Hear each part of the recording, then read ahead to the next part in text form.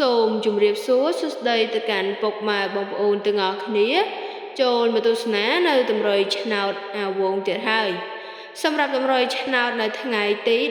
14ខែ6ឆ្នាំ2026ក៏បានយកលេខថ្មីច្បាស់យកមកធ្វើការពំនាំចែកលេខជូនទៅកាន់ពុកម៉ែបងប្អូនក៏ដូចជាប្រិយមិត្តទាំងអស់គ្នាហើយសម្រាប់តម្រុយឆ្នោតមួយនេះផងដែរសូមពុកម៉ែបងប្អូនកុំភ្លេចជួយ Subscribe និងដាក់នៅសញ្ញារូបកណ្ដឹងហើយតម្រុយឆ្នោតទាំងអស់នេះគឺសម្រាប់តម្រុយឆ្នោតលេខធំអាវងសូមលេខ3ខ្ទង់4សារ៉ូ7អាវងសូមលេខ3ខ្ទង់